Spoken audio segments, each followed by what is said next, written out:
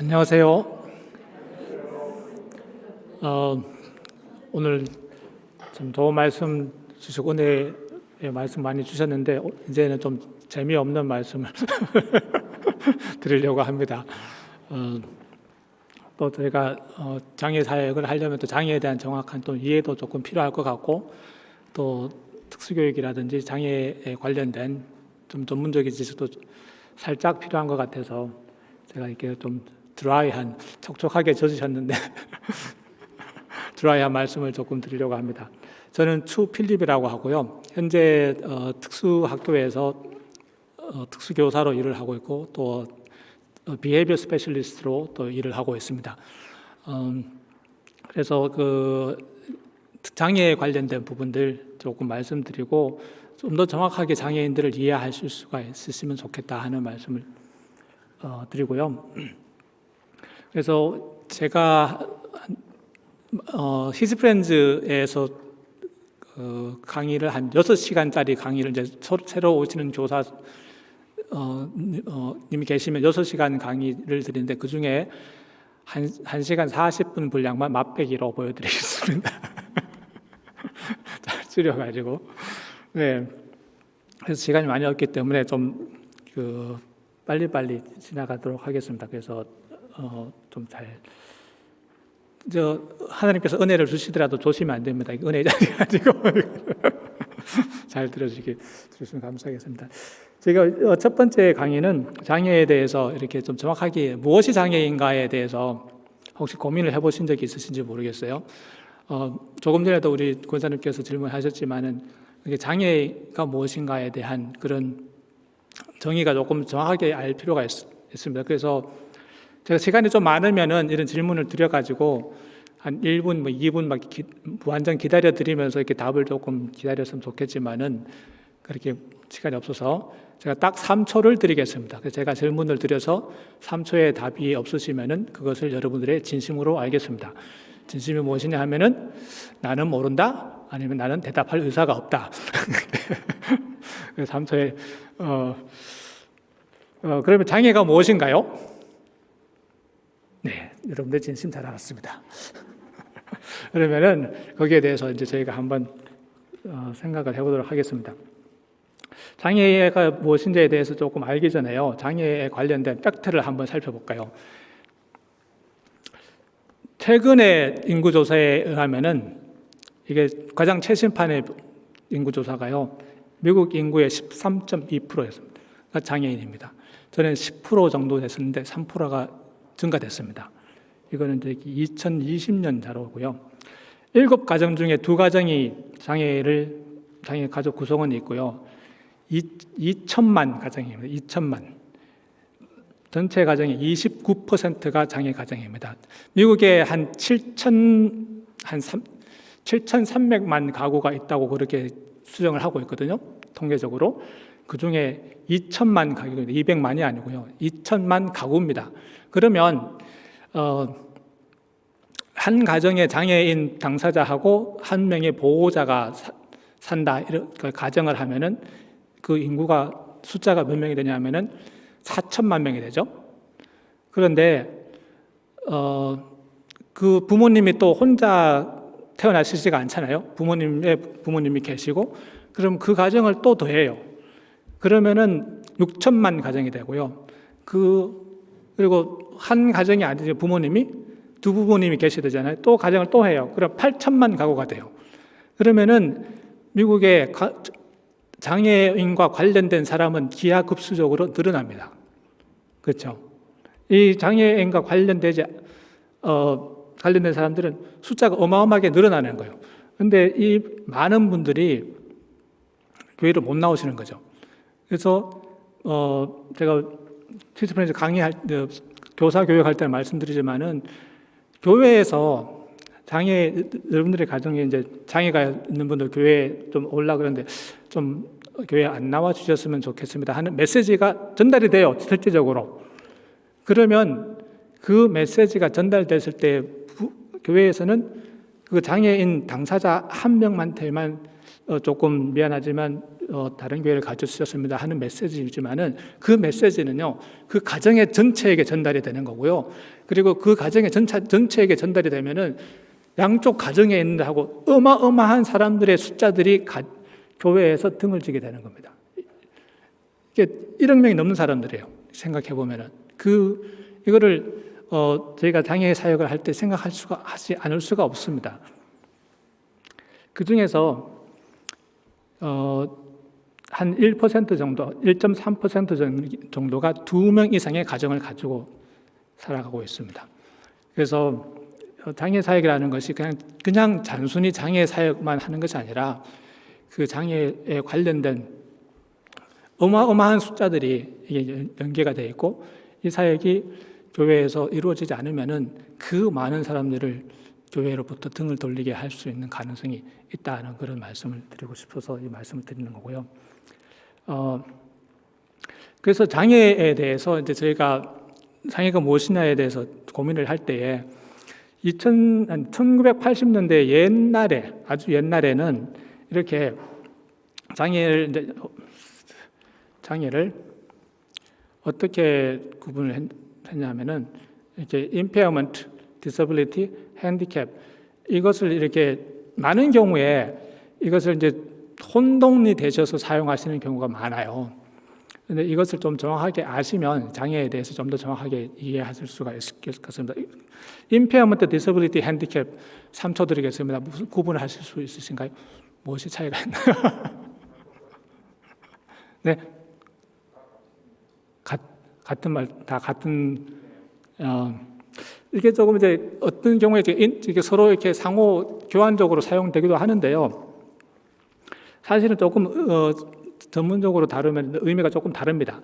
임페어먼트라는 것은 어떤 신체의 기능이라든지 손상이 온 거죠. 그래서 시각장애인 같은 경우에는 시신경에 손상이 왔거나 눈을 보는 그 펑션 자체에 손상이 오는 거고요. 그리고 지체장애인 같은 경우에는 걷는다든지 그런 어떤 신체 일부에 손상이 온 거죠. 그래서 그것을 다른 분들하고 장애가 없는 분들하고 달리 그 부분에 어떤 부분에 기능을 할 수가 없는 그런 상태를 말하는 것이고요. 디서빌리티라고 하는 것은 그런 손상이 있기 때문에, 임페어먼트가 있기 때문에 할 수 없는 부분이 생기는 거예요. 그죠? 그래서 예를 들면은 이제 방금 말씀드린 것처럼 시각장애가 있으신 분들은 글을 이렇게 그냥 읽을 수가 없으니까 이제 점자를 읽는다든지 그렇게 되는 거고, 걸을 수 없으신 분, 모빌리티가 없으신 분들은 휠체어를 타야 되고, 그런 할 수 없는 부분에 걸을 수가 없으시기 때문에 그렇게 할 수가 없는 그 상태를 디서빌리티, 장애라고 이렇게 하고요. 그래서 이제 임페어먼트하고 디서빌리티는 사실은 어느 정도 이렇게 구분이 되시는데요. 핸디캡하고 디서빌리티는 좀 구분을 잘 못하시는 분들이 많아요. 혹시 아시는 분은 계신가요? 핸디캡하고 디서빌리티 차이는 뭐냐 하면은 이 디서빌리티 할 수가 없는 것 때문에 없는 신체적으로 그리고 기능적으로 할 수 없는 그런 상태가 때문에 사회적인 불이익을 당하는 경우를 핸디캡이라고 합니다. 그래서 핸디캡 파킹랏 여러분들 실생활에서 많이 접하시잖아요. 핸디캡 파킹랏 어떤 분들은 굉장히 불공평하게 생각을 하시고 이렇게 파킹장도 많이 부족한데 왜 핸디캡 파킹랏을 이렇게 해가지고 특정 사람들에게 그 특권을 주냐 이렇게 말씀하시는데, 사실은 모빌리티가 부족하신 분들에게서는 그것이 특권이 아니고 그것을 가지고 있는 저희들도 그곳에 접근할 수 있는 권리를 필요한 거고, 그게 파킹랏이 없으면은 불이익을 당하는 거예요. 그 건물에 접근할 수가 없고, 그리고 더 많은 에너지를 소모해야 되고, 그렇기 때문에 그런 사회적 불이익이 생기는 거죠. 그래서 이 디서빌리티라는 것은 장애라는 것이고, 핸디캡이라는 것은 그런 그 사회적인 불이익이 생길 때에 일어나는 것이다.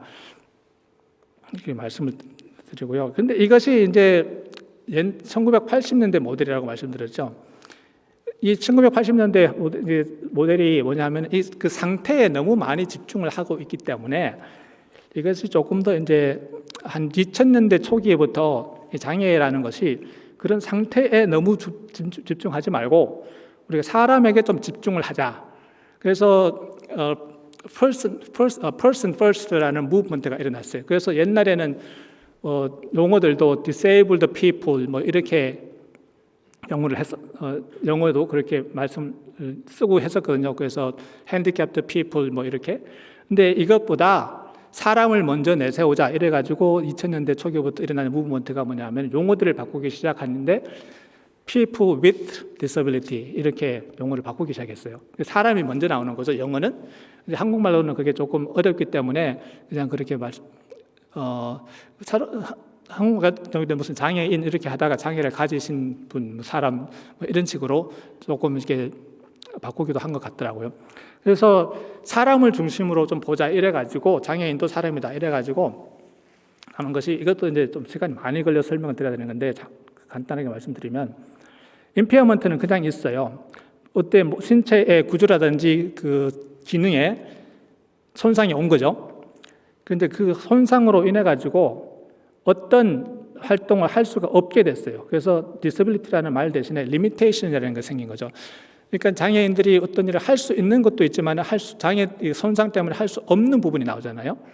그 부분을 이제 limitation이라고 이렇게 해서 어떤 일을 할 수가 없느냐. 그러면 시각장애인이기 때문에 그러면 어떤 부분을 할 수가 없느냐 이런 것들 이제 그것을 찾아보고 그러면은 이 리미테이션 때문에 사회적으로 어떤 부분에 참여를 하는 데에 제한이 있느냐 이거를 이제 찾아보기 시작한 거예요. 그래서 그런 장애라든지 임페어먼트라든지 디서빌리티, 핸디캡 이것에 중점 두는 것이 아니라 분명히 장애인들도 사람이기 때문에 장애가 영향을 미치는 부분이 있는가 하면은 그렇지도 않은 부분이 있다는 거죠. 그래서 그 부분들을 이제 나열하기 시작을 한 거예요. 그래서 사람을 좀 더 집중적으로 초점을 둬서 그 사람들에게 할 수 있는 것, 할 수 없는 것, 그리고 그것을 어떻게 도와줄 수 있는지 이것을 이제 나누기 시작을 한 겁니다. 그래서 WHO에서 이제 장애라는 것은 무엇인가에 대해서 이제 정의를 내렸는데요.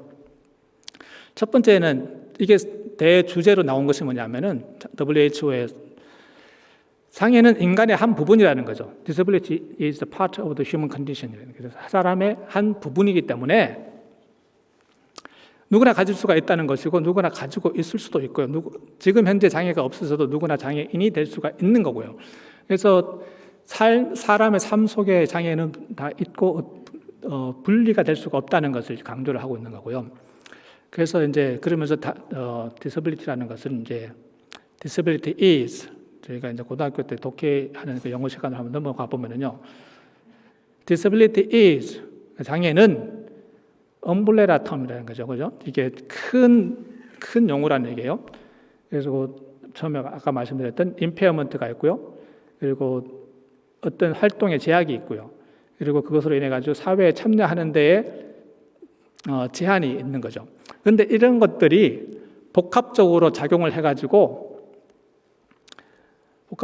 해서 네거티브한 그 사람에게 부정적인 영향을 미치는 순간 이게 장애가 된다는 거예요. 무슨 말씀이 되시나요? 임페어먼트가 있는 상태가 있어도 이게 부정적인 네거티브한 영향을 미치지 않으면은 장애가 아니라는 거죠. 그래서 이제 제가 흔히 저에 대한 말씀을 드리는데요. 제가 소아마비가 있어서 다리를 조금 절거든요. 그러면은 제가 여러분들 앞에 지금 서 있을 때 장애인으로 서 있습니까? 아니면 비장애인으로 서 있습니까? 지금 현재 제가 하는 액티비티에 아무런 영향을 미치지 않잖아요. 저는 임페어먼트가 바디 컨디션에 임페어먼트가 분명히 있지만은 지금 이 순간은 장애가 아니라는 거죠. 그죠? 근데 이 장애가 언제 나타나느냐 하면은 달리기를 한다든지 뭐 무거운 것을 들어야 된다든지 특히 뭐 선착순 뭐 그러면은 이제 저는 이제 그 장애가 생기죠. 그러면 거기에 대해서 그러면은 선착순에 대해 생기는 그 불이익 때문에 핸디캡도 이렇게 가지게 되는 거죠. 그 순간에 저의 임페어먼트는 장애가 되는 겁니다. 좀 이해가 되셨나요? 자, 그러면은 이제 시간이 많이 없기 때문에 또 넘어갑니다. 자, 이 세 사람의 이름을 좀 잘 기억을 해봐 주시고요. 이 사람은 탐이고요. 이 사람은 존이고요. 이 사람은 마이크입니다. 기억하시나요? 제가 물어볼 겁니다. 누가 누군지. 자, 탐. 다 같이 따라해 보시죠. 탐, 존, 마이크. 오케이. 다 기억하셨죠? 세 사람밖에 안 되니까. 자, 그러면은 자, 탐은 누굽니까?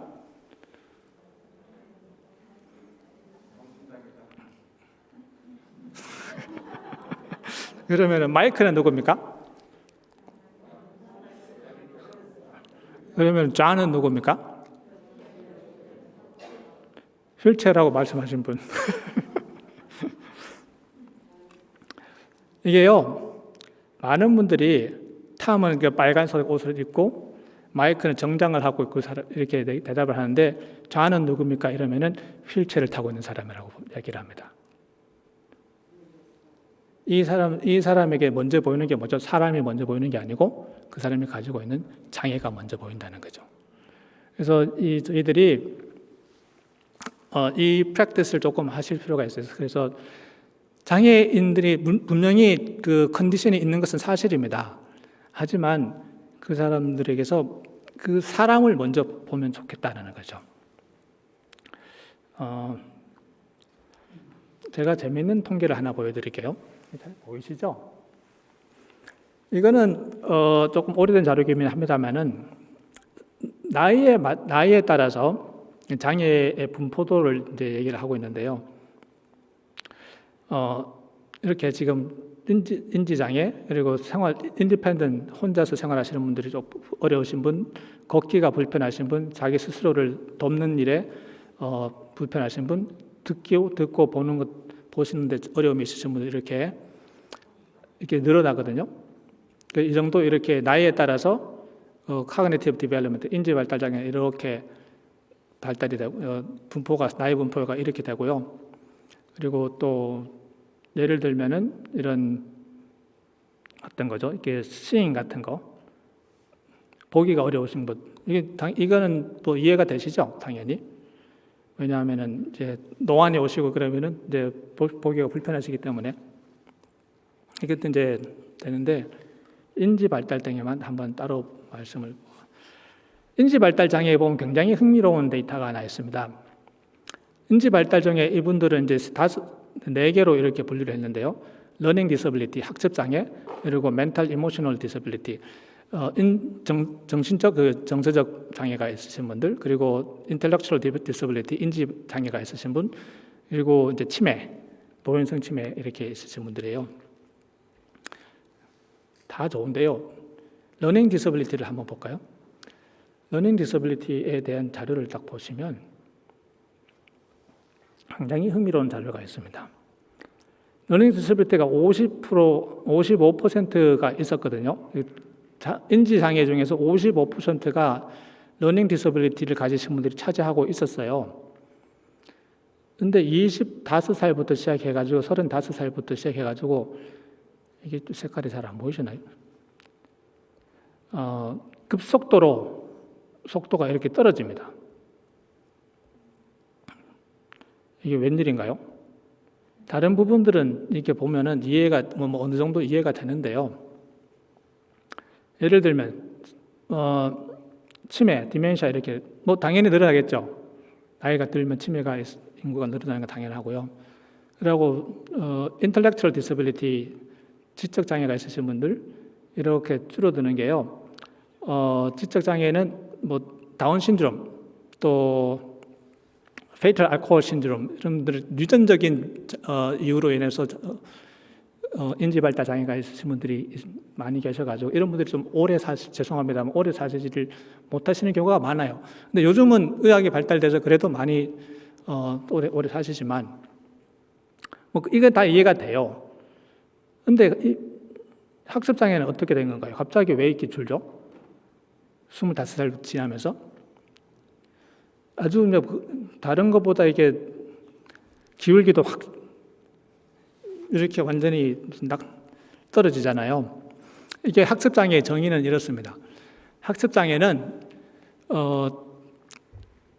정상적인 벨 커브에서 정상적인 분포도에 인지 능력이 있어요. 그리고 다른 것으로 설명을 할 수가 없는데 성취도, 퍼포먼스에 그러니까 가지고 있는 능력에 비해 가지고 캐패시티에 비해 가지고 그 퍼포먼스가 현격하게 떨어질 때에 그것을 학습 장애라고 판정을 합니다. 그래서 무슨 얘기냐면은 읽기를 잘 못해요. 읽기 장애가 있으신 분들은. 그런데 읽기 장애를 읽지 않고 누가 읽어주면 정상적인 퍼포먼스를 할 수가 있다는 거예요. 그러신 분들이 학교를 다녔으니 얼마나 힘들었겠어요. 학습장애 있으신 분들이. 그러니까 학교를 다닐 동안에는 그런 것들이 이제 뭐 스트레스도 받고 공부도 안 되는데 그 스트레스 받다가 학교를 딱 졸업을 했어요. 25살. 그러면은 그 순간부터는 공부를 안 해도 되잖아요. 본인들이 하고 싶은 것, 뭐 머리 안 써도 되는 것, 그리고 본인들이 잘하는 그 부분들에 있어가지고 일자리를 찾아서 일을 하고 그렇게 하다 보면 더 이상 나는 장애인이라고 디클레어를 안 해도 되는 거예요. 학교를 다닐 때는 그 정부 학교에서 시스템에 그런 도움을 받아야 되기 때문에 나는 스스로 내가 학습 장애가 있다 디클레어를 해야 되는 거죠. 근데 그런 학교 상황에서 벗어나면은 더 이상 나는 장애인이라고 얘기를 안 해도 되는 거예요. 이건 무슨 말씀이냐면요.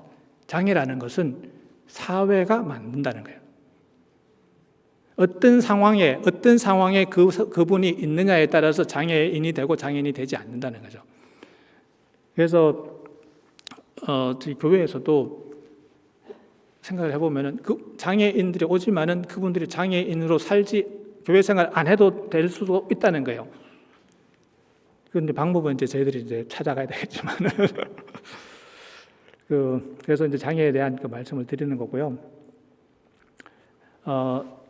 저희 히즈프렌즈에서 저희가 모델로 삼고 있는 것은 뭐냐면은 조니 앤 프렌즈라는 미국 단체에서 만든 그 교회에서 어떻게 장애인들을 사역을 이끌어 나갈 것인가 그 스테이지를 이렇게 설명한 차트인데요.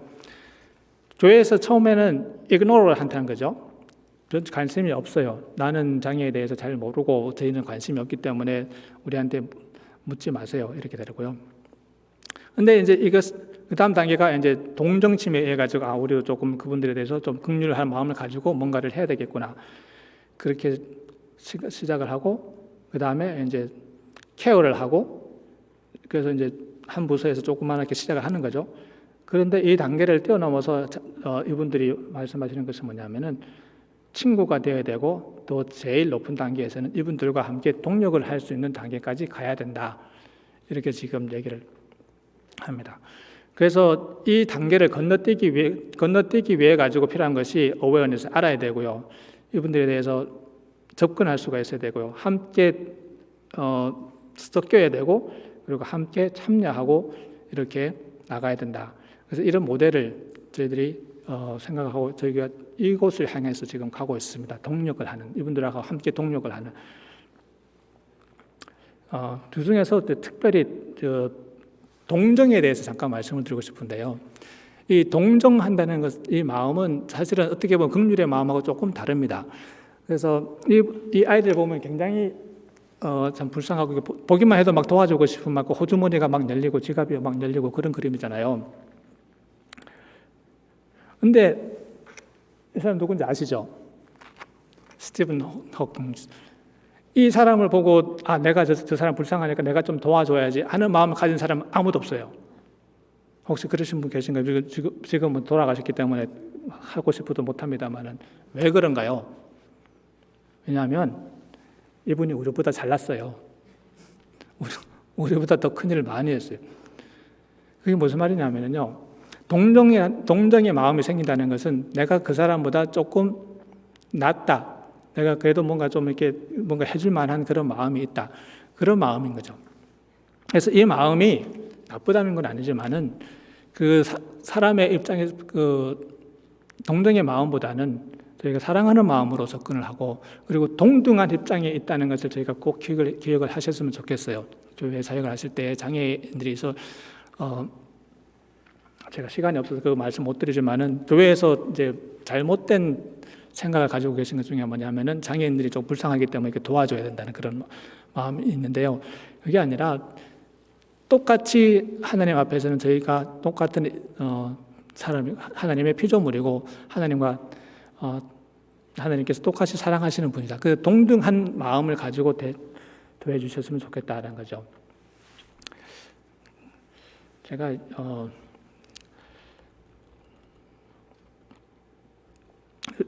이제 다른 얘기도 말씀을 하는데, 다른 거 빼고 이것만 하고 이제 저희가 실질적인 얘기를 말씀을 드릴게요. 이 예화를 잘 아시죠? 잃어버린 양, 잃어버린 동전, 잃어버린 아들에 대한 예화가 100마리 양이 있었는데 한 마리를 잊어버려가지고 99마리 양을 우리 잘 놔두고 한 마리 양을 찾으러 갔던 목자께서 양을 찾아서 왔어요. 그러고 나면은 뭘 하시죠? 네, 여러분들이 진심 잘 알았습니다. 잔치를 하죠. 그러면은 잔치를 하려면 뭐가 있어야 돼요? 고기가 있어야 되죠. 그러면은 100마리 겨우겨우 찾아가지고 100마리 채워놨는데 잔치를 하려면 양을 또 한 마리 잡아야 되잖아요. 그럼 다시 99마리가 되죠. 그러니까 이 목자에게서 중요한 것은 뭐냐면은 숫자가 아니었다는 것 알 수가 있겠죠. 잃어버린 동전에 대한 비유도 마찬가지입니다. 10드라크마가 있었는데 한 개를 잊어버렸어요. 그래서 막 온 집안을 뒤져가지고 찾았어요. 그리고 또 뭐 해요? 잔치를 또 하잖아요. 잔치하려면 뭐가 필요해요? 돈이 필요하죠. 그러니까 10개를 숫자를 채우는 것이 중요한 것이 아니었다는 거죠. 이것을 이제 최종적으로 설명하는 게 이 잃어버린 아들의 예화가 아닙니까? 이제 이 잃어버린 아들의 예화에 대해서 이제 굉장히 저는 나름대로 굉장히 충격을 받은 게 있는데요. 이 잃어버린 아들의 등장인물은 뭐냐면은 아버지하고 작은 아들, 그 탕자가 있었죠. 큰 아들이 있었고요. 작은 아들이 돈을 가지고 나갔어요. 그리고 다시 돌아왔어요. 그때 아버지가 종들에게 이르되 좋은 옷을 내어다가 입히고 손에 가락지를 끼우고 발에 신발을 신기라. 그리고 살찐 송아지를 끌어다가 잡으라. 우리가 즐거워 모시자. 이렇게 나왔잖아요. 잘 아시죠? 여기 보면 이 살찐 송아지가요, 이게 여러 마리 송아지 중에 혼자서 이렇게 욕심내가지고 자기 혼자서 열심히 먹고 이래가지고 피뚱피뚱 살이 찐 것처럼 보일 수가 있는데, 그렇죠? 혼자서 유달리 얘는 잘 먹었어. 그래서 혼자서 살을 찐 것 같은 이렇게 보이는데, 사실은 여기 보시면 아버지께서 하신 일이 bring the best robe. 여기 이제 더라는 것이 붙었는데, 이거는 고등학교 때 배우시 잘 아시죠? 최상급 앞에는 더가 붙는다. 그래서 더가 붙은 거고요. 그리고 난 다음에 put a ring. 반지를 하나 가져왔는데, 이것은 A ring이니까 뭐 불특정한 그 반지 하나를 가져온 거예요. 그리고 난 다음에 이제 또 한 가지 하신 게 뭐냐면은 bring the fattened calf 가져왔어요. 여기 앞에 보면 정관사 더가 붙였죠. 그리고 fattened라는 것이 뭐냐면은, 영어 좀 하시는 분들 설명 좀 해보실래요? fattened라는 게 이게 뭡니까? 이게 능동태입니까? 수동태입니까? 수동태죠. 이 송아지가요, 그냥 송아지가 아니고 아버지께서 일부러 살을 찌우신 송아지예요. 아버지께서 작은 아들이 집을 나간 다음에 우리가 잘 알다시피 언덕 마을 어귀에서 아들을 기다리시면서 또 한 가지 하신 일이 뭐냐면은 송아지 한 마리를 키우시는 거예요. 종들이 묻습니다. 주인님, 이 송아지는 왜 이렇게 특별하게 먹이시고 살을 찌우십니까? 그때 아버지 대답이 무엇입니까? 작은 아들이 돌아오면은 이 송아지를 내가 잡아서 잔치를 할 거야. 이 사실을 이 집안 사람들이 다 알고 있었어요. 그래서 이 작은 아들이 돌아왔을 때에 아버님께서 그 살찐식을 그 송아지 잡아와 이랬을 때 종들이 어리둥절하지 않냐고 무슨 송아지를 말씀하시는지 정확하게 알고 있었고요.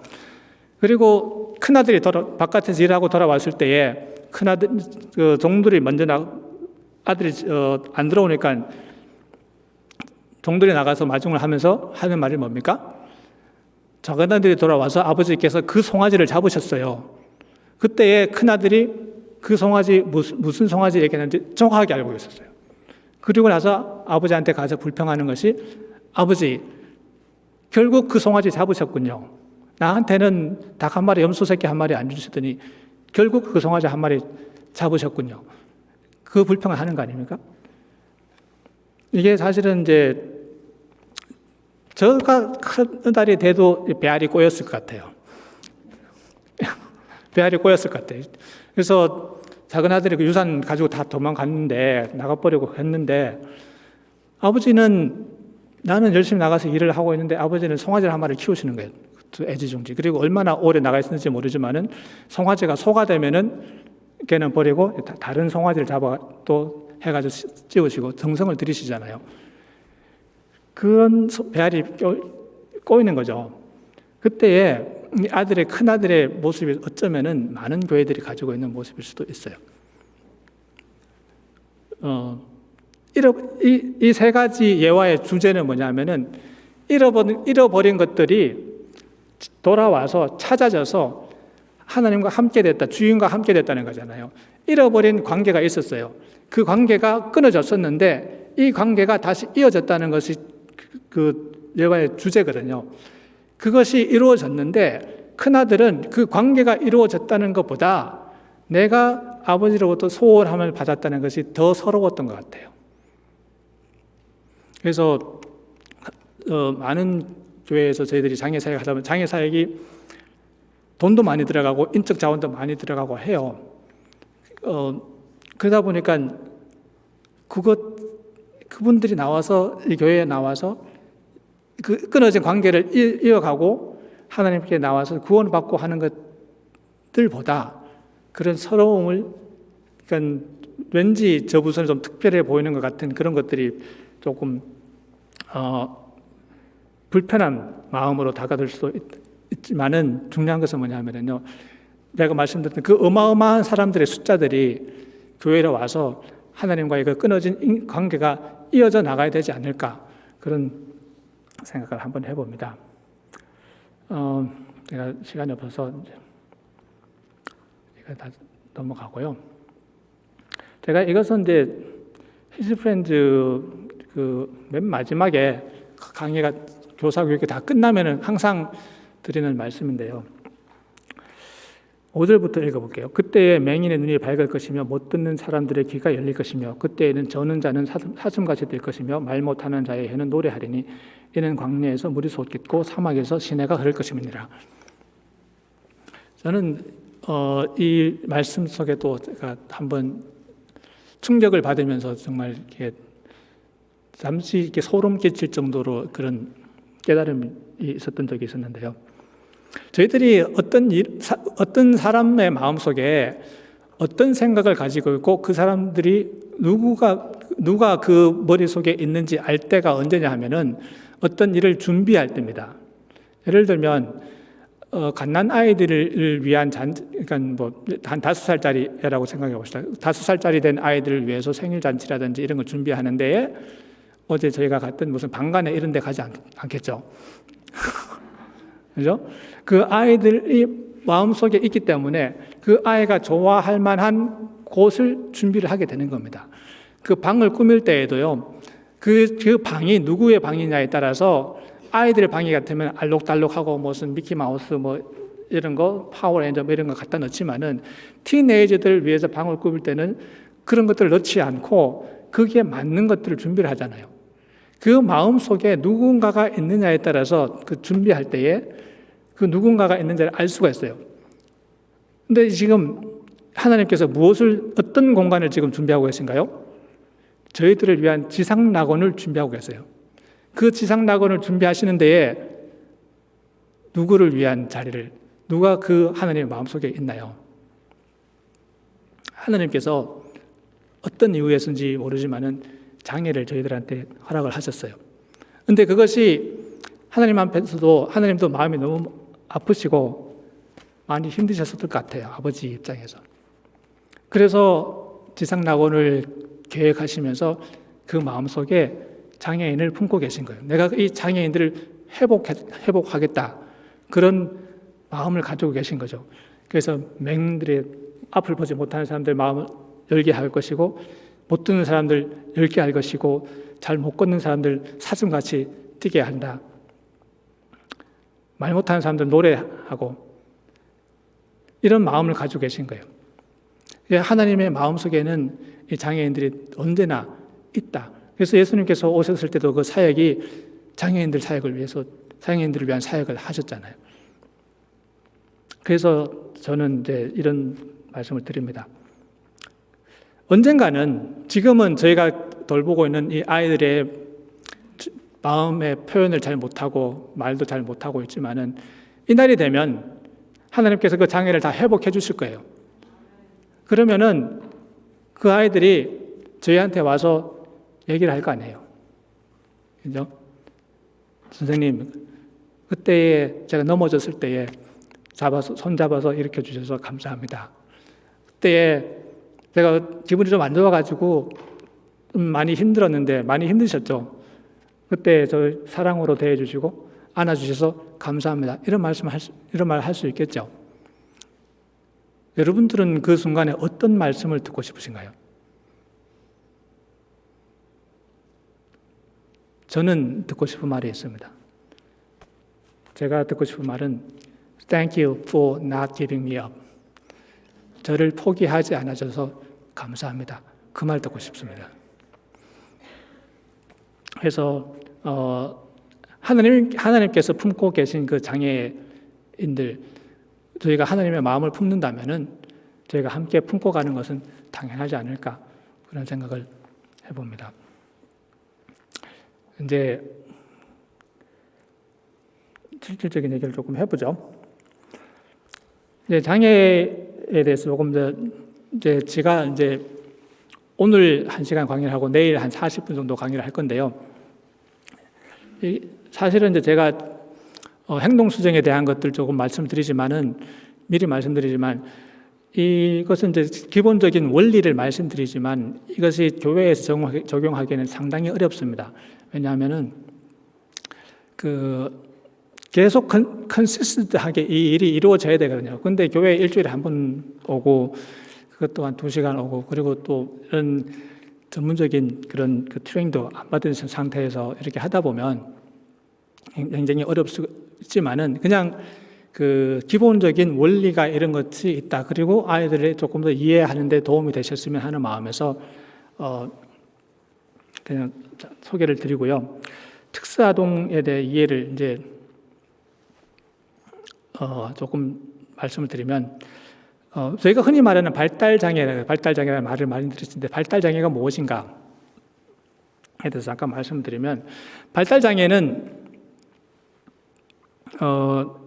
장기간 그야말로 발달이 정상적으로 일어나지 않는 경우를 발달장애라고 합니다. 그래서 보통은 이제 0세부터 시작해서 22살까지 저희들이 이제 그걸 이제 발달 피리어드라고, 발달기라고 저희들이 보고 있는데요. 발달이 되지 않고, 그 발달되지 않는 부분이 인지라든지 아니면은 신체라든지, 그리고 어떤 기능적인 면에 있어서도 발달이 정상적으로 일어나지 않는 경우를 발달장애라고 하는, 이게 굉장히 큰 엄블라랍니다. 그래서 이제 사고로 인해 가지고 정상적으로 태어났는데, 사고로 인해서 어떤 뇌신경이라든지 아니면 어떤 신체의 일부가 마비가 됐다든지, 그래서 장애가 되는 경우는 발달장애라고 사실은 부르지는 않습니다. 그래서 이제 사후 장애가 되는 거죠. 물론 그것 때문에 이제 발달이 그 순간 신체에 마비가 오고 어떤 척추신경이라든지 마비가 와서 장애가 되지만은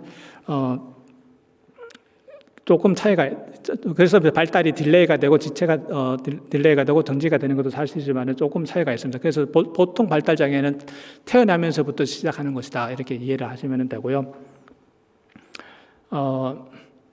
저희들이 흔히 생각하는 그 5가지 영역의 어떤 발달이 이루어져야 되는데, 인지 발달이 있어야 되고요, 카그니티브 스킬이 발달이 돼야 되고, 그리고 소셜 이모셔널 스킬도 발달이 돼야 되고요, 그리고 언어 부분에 발달이 돼야 되고, 파인모로, 그로스모로는, 이게 파인모로는 손가락으로 하는 이런 작은 동작, 손가락으로 연필 쥐고 컬러링하고 가웨질하고 이런 것들, 뭐 젓가락질을 한다든지 포크 한다, 이런 걸 파인모로라고 하고요. 그로스모로는 좀 더 큰 동작을 얘기합니다. 이렇게 운동을 하거나 뭐 공을 던지거나 차거나 뭐 이런 것들. 그리고 이제 실제 생활에서 잘 안 되는, 그것이 발달이 잘 안 되는 부분들 했을 때에 이것을 이제 이런 5가지 영역이 있다. 그래서 이 부분들을 아이들이 이렇게 오시면, 장애 멤버가 오면은 이렇게 잘 분석을 해보셔서, 이 부분에 조금 또 도움이 필요하구나, 이런 것들 조금 분석하시면 좋지 않을까 싶어요. 자폐에 대해서도 저희가 굉장히 많은 얘기를 하지만, 자폐에 대해서 여러분들 다른 많은 기회에서도 들으실 수가 있을 것 같아서 제가 그냥 넘어가고요.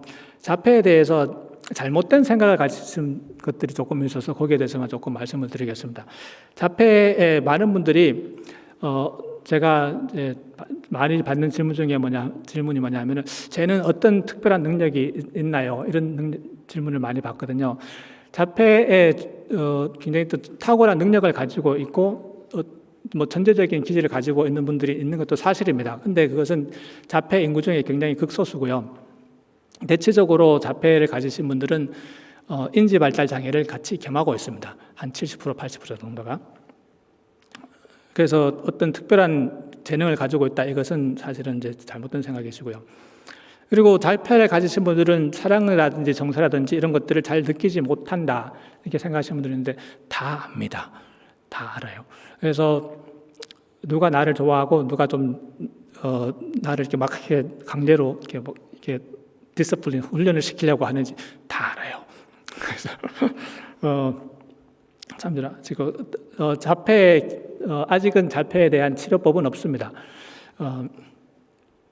자폐가 그 백신에 의해서 이루어졌다고 생각하시는 분들, 한때 잘못된 생각이 있었는데, 이것은 연구 자체가, 연구를 한 사람 자체가 잘못된, 그러니까 조작을 한 거예요, 연구를. 그래서 이 사람이 감옥도 갔다 온 걸로 알고 있습니다. 그래서 지금, 근데 이게 완전히 아니라고 할 수도 없는 게요. 저희 학교에 쌍둥이가 있는데, 쌍둥이 중에 한 명이 저희 학교에 왔어요. 근데 둘 다 정상적으로 태어났어요. 근데 같은 날 백신을 맞았어요. 그런데 이렇게 일란성 쌍둥이거든요. 같은 날 백신을 맞았는데, 한 애는 자폐 증상이 나타나고 한 애는 백신의 영향이 받지 않았어요. 그리고 들어 보여요. 부모님들께서 이렇게 백신 맞기 전까지는 아무런 문제가 없었는데 백신을 맞고 나서 이렇게 됐다. 그래서 백신의 영향이 전혀 없지는 않다. 완전히 부정할 수는 없는 것 같기는 합니다. 왜냐하면은 그 백신에, 요즘도 그런지 모르겠는데요, 이 백신에 그 방부제가 들어가거든요. 그 방부제 성분에 수은 성분이 들어 있었어요, 옛날에는. 그것이 어쩌면 영향을 미치지 않았을까, 뭐 그런 연구도 있습니다. 근데 자폐의 원인은 지금까지는 제일 많이 받아들여지는 생각은 유전적인 이유 때문이다. 이렇게, 그래서 이게 유전적인 것을 원해 가지고 이런 그 nerve 시스템, 신경 시스템에 이런 그 굉장히 많은 그 신경들이 이렇게 얽혀져 있잖아요. 이 얽혀지는 과정에서 어떤 변이가 일어났지 않았을까, 지금 그렇게 생각하고 있고요. 그리고 어떤 분들은 부모님들이 이렇게 cold parenting, 이렇게 막 너무 이렇게 애들 아껴주지도 않고, 그래서 이런 것도 생기다고 생각하시는데, 그것도 잘못된 생각이시고요. 어떤 아이들, 모든 자폐 사람들이 이렇게 만지는 것라든지 아니면은 무슨 센서리 이슈가 있다고 생각하시는 분들도 있는데 그것도 잘못된 생각이십니다. 어떤 아이들은 이게 베어허그 하는 것 굉장히 좋아하고요. 마사지 해주는 것 굉장히 좋아합니다. 그리고 많은 분들이 자폐라 그러면은 그 소리에 굉장히 민감하다고 그래서 막 그렇게 하시는데 다 그런 것도 아니고요. 물론 그런 아이들도 있습니다. 그래서 노래하면은 아럽 튠 되면 막 짜증내고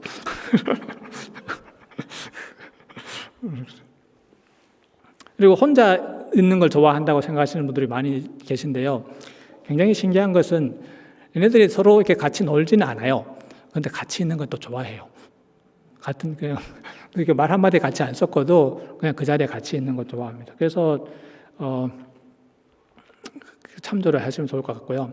제가 지금 이제 말씀드린 지도 요령은 그래도 어느 정도 조금 이제 인지 능력에 있어서 대화가 되는 아이들 거기에 대해서 좀 말씀을 드리고 얘기를 하다 보면은 자기가 하고 싶은 얘기를 할 때가 많거든요. 자동차 좋아한다든지 트레인 좋아한다든지 이러면 성경 공부 시간에 이제 선생님 트레인 봤어요. 저기 가면 열차 지나가는데 그거 봤어요. 이렇게 중간중간에 얘기를 할 때가 있거든요. 그러면은 지금 우리가 무슨 얘기를 하는지 지금은 얘기하는 시간이 아니니까 조금 기다려. 그러면 우리가 트레인 얘기는 나중에 하고 지금 예수님 얘기하자. 이렇게 말씀을 해주시고요. 그리고 턴 테이킹 대화할 때에도 지금 내가 말하는 턴이야, 마이 턴이야. 그리고 내가 조금 있으면 너 턴 줄 테니까 너 턴 있을 때 그 얘기를 해. 이렇게 말씀을 하시고요. 그리고 학습 내용을 최대한 단순화해서 정리를 해서 그리고 아주 간단하게 명료하게 말씀해 주시는 거고요. 그리고 지시 사항을 반복하게 따라해서 하게 하는 거예요. 그래서 지금 이거 컬러링 해. 그리고 하고 나면은 이거 뭐 하라고? 그럼 컬러링 이렇게 한번 자기 스스로에게 그 입력을 한 번 더 시켜주는 그런 과정이 필요하고 그래서 이 아이가 지금 내가 무엇을 기대하는지 알게 하는 것이 필요하고요. 그리고 시각 자료를 제시할 때 불필요한 재료를 최대한 정리를 하시는 게 좋아요. 그래서 디스트랙트 되는 그런 부분들 최대한 줄여주시고요. 가능하면 문자로도 자료를 제시한다. 이게 사실은 말씀하실 때 설교 같은 걸 준비하실 때에도 키워드는 글자로 써주는 게 좋아요. 근데 너무 많이 쓰면은 어떤 아이들은 그걸 글씨를 다 읽어야 되는 애들이 있거든요. 그렇기 때문에 너무 많이 쓰시면은 다 읽기도 전에 넘어가면 애가 스트레스 받아서 이렇게 또 화를 내는 수가 있어요. 그렇기 때문에 딱 눈에 딱 봤을 때 딱 읽을 수 있을 만큼의 자료를 제시해 주는데 이게 생각보다 많은 아이들이 글을 읽을 수가 있어요. 보통 말도 잘 못하고 그러는데 생각보다 많은 아이들이 글을 읽을 수가 있어요. 안 배워도. 부모님들도 제가 이제 아이들하고 같이 하다 보면 제가 어떻게 저거를 읽지 생각하지 못했던 부분들을 이렇게 발견하시는 분들이 계신데요. 이게 또 이제 왜 문자로 자료를 제시하라고 말씀드리냐 하면 아이들이 듣는 거하고 이해하는 게 달라요. 제가 한 번은 제가 가르치는 프로그램 중 한 개가 뭐냐면은 캐테고리를 가르치는 게 있거든요. 예를 들면은 바나나는 과일이고 차는 비히클이고 그리고 의자나 테이블 이런 거는 퍼니처다 이렇게 가르치고 있거든요. 그렇게 가르치는 프로그램이 있어요. 근데 이제 다른 걸 다 잘하는데 근데 제가 이제 그 가구, 퍼니처를 가르쳐야 될 텀이 돼가지고 의자 같은 거, 테이블 같은 거, 베드 이런 거 보여주고 하면은 의자는 퍼니처 금방 나와요. 근데 테이블, 베드 이게 아무리 해도 안 나오는 거예요. 그래서 제가 얘한테 너 퍼니처 한번 써봐 이랬거든요. 그랬더니 얘가 쓰는 게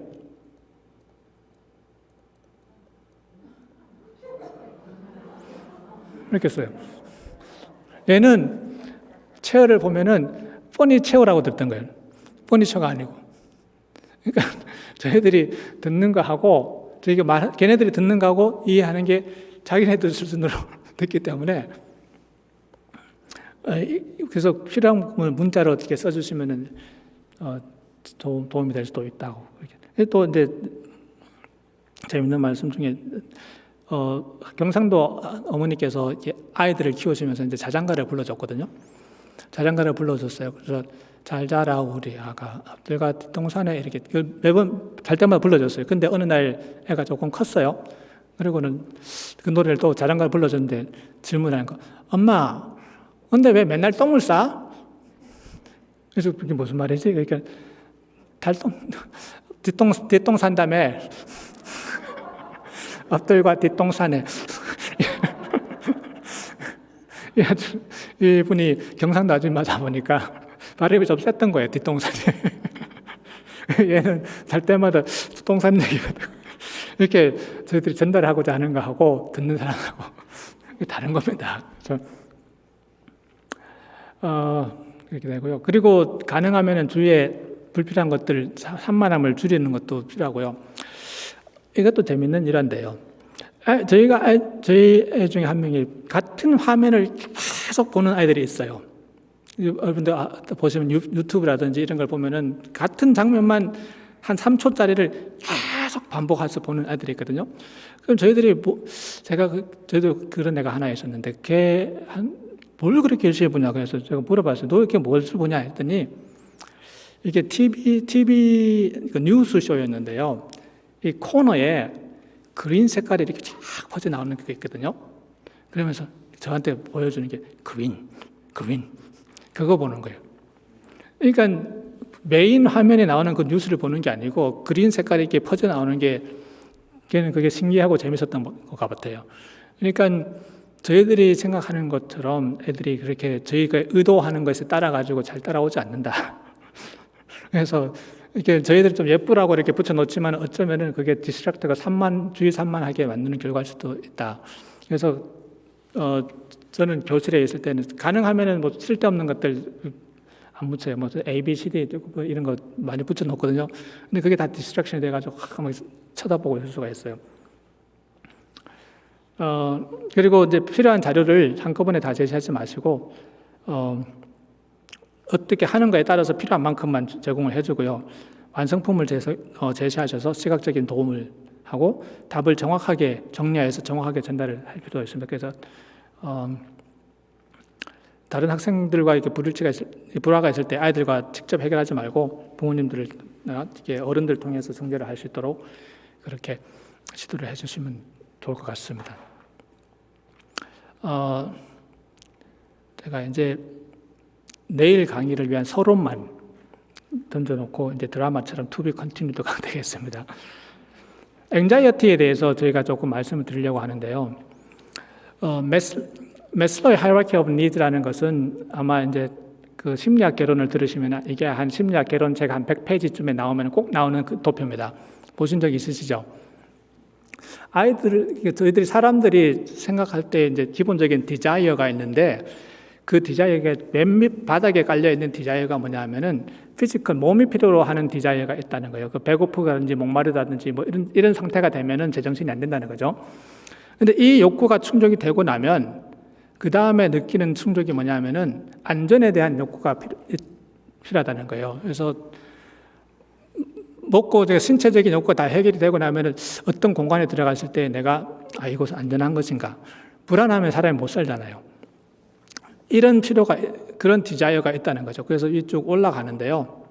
맨 끝에 있는 것은 이제 자기 실현을 하기 위한 그런 디자이어가 필요한데 많은 자폐라든지 장애가 있는 아이들이 이 어려움이 있어요. 안정감에 대한 디자이어. 어떤 공간에 들어갔을 때 내가 안정감을 느낄 수가 있는가? 내가 하고자 하는 그 루틴이 그대로 이루어질 수가 있는가? 그런 디자이어가 있다는 거죠. 그래서 생기는 이제 앵자이어티 그런 이제 불안감이 생기는데요. 이 종류가 여러 가지가 있어요. 그 애들이 불안해하는 종류가 기다림에 대한 불안이 있고요. 트랜지션이라는 것은 어떤 일을 하다가 내가 좋아하는 것을 하다가 이제 보통 아이들도 그렇죠. 놀이터에서 열심히 놀고 있는데 집에 가자 그러면 좀 막 불안하잖아. 더 놀고 싶은데. 그런 이제 트랜지션이 불안감이 있고요. 세퍼레이션은 친숙한 사람, 부모님이라든지 친구들 떨어지는 것, 불안할 수가 있고요. denied access라는 것은 내가 원하는 것이 있는데 그것을 못 가지게 될 때, 나 저거 정말 갖고 싶은데 못 가지게 되고 불안하게 되고요. 그리고 이제 emotional condition, 어떤 정서적인 이유 때문에 불안해지는 경우도 있습니다. 그래서 제가 한 4분 남았으니까 하나만 하죠. anxiety from waiting. 자폐, 특히 자폐를 가지고 있는 아이들이요, 기다리는 것을 진짜 못해요. 그래서 원하는 것이면 금방 완전히 이게 인스턴트로 이렇게 받아야 되고 이런 것들이 있거든요. 그래서 이것을 어떻게 지도하냐면은 기다릴 기회가 있으면 기다리는 것을 이제 가르치는 거예요. 그래서 만약에 간식 시간이 됐어도 그냥 바로 줄 수가 있어요. 근데 간식을 앞에 놓고 잠깐 기다리자. 이거 연습을 하는 거예요.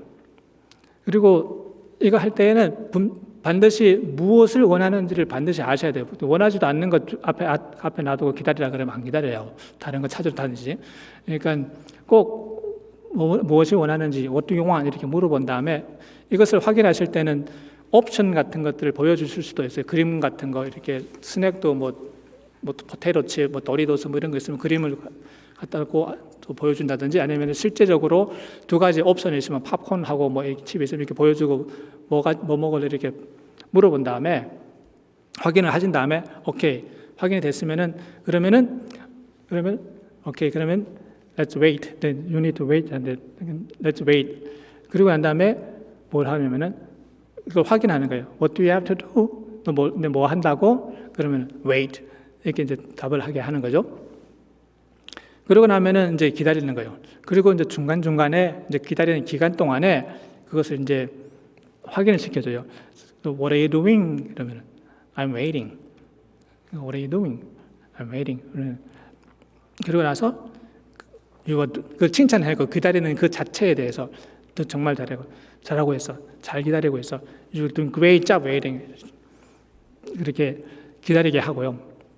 이것을 틈만 나면 연습을 하는 거예요. 그리고 난 다음에 중요한 것은 뭐냐면은 이제 이 앞에는 뭐 이제 다 아시겠지만은 기다리는 시간을 알 수 있도록 시간을 시각화하는 것이 중요합니다. 아이들이 기다리라 그러면은 내가 얼마나 기다려야 되지 이래가지고 뒤집어지거든요. 이것이 이제 정확하게 그것이 얼마나 기다려야 되는지를 정확하게 보여줄 필요가 있어요. 그래서 조금은 처음에는 짧게 뭐 5초, 10초 이렇게 기다리게 하다가 이 시간 점점 늘려나가는 거죠. 그리고 그 wait이라는 말이 정확하게 들리게 하고 그것이 정확하게 잘 이해를 못하는 아이들은 이런 wait 같은 사인 같은 것도 앞에다 놓고 자기가 무엇을 하고 있는지 정확하게 하게 하고요. 만약에 이런 wait 하면 이렇게 영어로는 wait 이렇게 손가락으로 이렇게 하면 이게 wait이거든요. wait 이렇게 잡으려 그러면은 목표를 잡으려 그러면은 블락을 하고 wait 아니면 포인트 이렇게 wait 사인을 보여주고 you need to wait 이렇게 이제 말씀을 하는 거죠. 그래서 시간을 이제 시각화할 수 있는 도구들입니다. 그래서 이것들이 이 비주얼 타이머는 이게 빨간 부분이 점점 없어져요. 그러면 아이들이 이게 딱 쳐다보고 있다 보면 내가 얼마나 기다려야 되는지 알 수가 있죠. 그리고 이 모래시계 같은 것들, 이런 모래시계 같은 것들 또 이용을 하고요. 타이머, 이게 디지털 타이머, 애들이 또 숫자 좋아하는 애들이 있으니까 숫자를 이렇게 뚜렷하게 쳐다보고 있죠. 이렇게 삐삐삐삐삐삐삐 그러면 이제 아주 그냥 말로 번개 같은 속도로 이렇게 이거는 뭐냐면은요. 이런 자료가 없을 때에 이런 포인트 시스템 같은 거를 사용하셔도 괜찮아요. 그래서 5부터 시작해가지고 조금씩 떼는 거죠. 이것의 장점은 뭐냐면은 조금 더 익숙해지면 이 기다리는 시간을 조정을 하실 수가 있어요. 좀 얘가 조금 인내심이 조금 없어요. 오늘은 좀 컨디션이 안 좋아가지고 그러면은 조금 더 일찍 떼는 거고 조금 잘한다 싶으면은 조금씩 천천히 이렇게 숫자를 하나씩 떼는 거죠. 그리고 이제 요즘은 전화기 같은 데도 보면 이런 앱이 있거든요. 그래서 이런 것들이 없으시면은 이렇게 앞에다 놓고 보여주고 내가 얼마나 기다려야 되는지를 알 수 있도록 보여주는 것이 필요하다. 그래서 아이들 자폐가 있는 아이들 중에 많은 아이들이 perseverative request라는 것을 하거든요. 이게 뭐냐면은 끊임없이 확인을 하고 얘기를 해요. 그래서 제가 가르친 애들 중에 애 한 명은 그 아빠랑 프라이데이만 되면 피자 헛을 가서 이제 피자를 먹거든요. 그러면은 아버지는 이제 출장이 잦아서 집에 잘 없어요. 그러면 얘는 그 엄마를 괴롭히는 거예요. 5분에 한 번씩 프라이데이 피자 헛, 프라이데이 피자 헛, 오케이, 프라이데이 피자 헛. 그러면 또 갔다가 한 2, 3분 있다면 다시 와요. 프라이데이 피자 헛, 프라이데이 피자 헛. 그래서 제가 이제 얘랑 같이 일을 이제 하면서 한 게 뭐냐면은 이거를 가르치기를 시작한 거예요. 그래서 5분부터 시작했어요. 오케이, wait for 5 minutes 해서 타이머 맞춰놓고 그렇게 해가지고 점점 5분 기다리면 이제 now you can talk, tell me what do you want. 그럼 Friday pizza, 오케이, Friday pizza. 그리고 이제 또 얘기하려고 그러면 오케이, now you have to wait. 또 타이머 맞춰놓고 이렇게 해서 1시간까지 늘렸어요. 그리고 나서 이제는 포인트를 주죠. 토큰 시스템으로. 그러니까 이게 1시간도 그냥 1시간이 아니고 중간중간에 이제 그 시스템에 10포인트를 가지고 나면은 1시간 되도록. 그래서 이제 1시간 무작정 기다리는 게 아니고요. 타이머를 한 15분 단위로 끊어서 타이머 기다리면은 1포인트. 그리고 10포인트 되면은 이제 자기가 말하고 싶은 걸 말하게 하는 거죠. 그렇게 해서 이 웨이팅 한 게 굉장히 중요한 스킬입니다. 이게 특히 자폐가 있는 아이들한테는 이것을 꼭 가르쳐야 되고요. 예배 시간에도 애들 막 이렇게 갈라 그러고 스낵 달라고 그럴 수가 있잖아요. 그렇기 때문에 그 웨이트라는 것을 꼭 가르쳐야 되고 이건 틈만 나면은 그렇게 가르쳐야 되는 그런 기술 중에 한 개입니다. 그래서 이제 시간이 됐기 때문에 오늘은 여기까지 하고 나머지 궁금하시죠? 그러면은 내일 다시 말씀드리겠습니다. 감사합니다.